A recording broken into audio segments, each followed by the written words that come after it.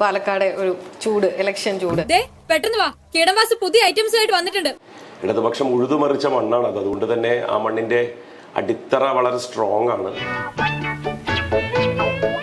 സരിന്റെ പേര് പാലക്കാടും ഒറ്റപ്പാലത്തും നമ്മൾ മാറി മാറി കേട്ടു. CPM പരിഗണനാ പട്ടികയിൽ പി സരിൻ ഇല്ല. പാലക്കാട് CPM പരിഗണിക്കുന്നത് പൊതുസ്വതന്ത്രനെ. എന്താ സീറ്റ് കിട്ടാതെ പോയതിൽ നിരാശയുണ്ടോ, അതോ സീറ്റ് കിട്ടാതിരുന്നതിന്റെ കാരണം? ആരാ പറഞ്ഞത് എനിക്ക് സീറ്റില്ല? ഞാനിപ്പോ ഒരു നല്ലൊരു സീറ്റിലല്ല ഇരിക്കുന്നത്. കണ്ണീര് തുടച്ചിട്ട് കുറച്ചുകൂടി വിശ്വസിക്കാൻ തോന്നുന്നു. എനിക്ക് ഇടതുപക്ഷത്തിൽ അങ്ങനെ ഒരു സീറ്റ് കിട്ടുക കിട്ടാതിരിക്കുക സാധ്യത അങ്ങനെയൊന്നുമില്ല.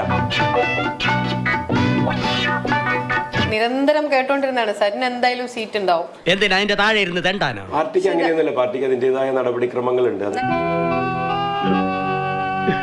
സ്വയം പ്രതീക്ഷിച്ചിരുന്നോ സീറ്റ് കിട്ടും? ഒരു കാര്യം കൂടെ കേൾക്കുന്നുണ്ട്, രാജ്യസഭാ സീറ്റ് പോകുന്ന അവസരങ്ങളെ ചാടിപ്പിടിക്കുക, എത്തിപ്പിടിക്കുക, അതിന് സരിനുണ്ടാവില്ല. ഞാൻ ഒരാളെയും മണിയടിച്ച് രാഷ്ട്രീയം നടത്തുന്ന ശീലം എനിക്കില്ല. അങ്ങനെ അടിച്ചിരുന്നുവെങ്കിൽ ഞാനിപ്പോഴും കോൺഗ്രസിൽ ഉണ്ടാവുമായിരുന്നു.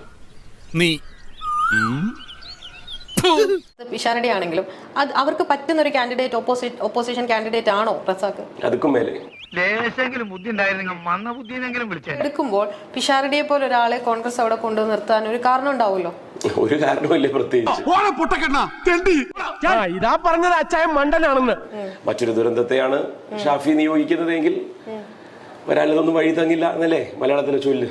ജനങ്ങൾക്ക് വേണ്ടി ഭരിക്കണം, ജനങ്ങളെ അല്ല ഭരിക്കേണ്ടതെന്നുള്ളൊരു ബോധ്യവും എല്ലാ ഭരണാധികാരികൾക്കും ഉണ്ടായിരിക്കണമെന്ന് ഒരിക്കൽ കൂടി ഓർമ്മിപ്പിക്കുന്ന ഒരു വലിയ തെരഞ്ഞെടുപ്പ് ഫലമാണ് വന്നത്.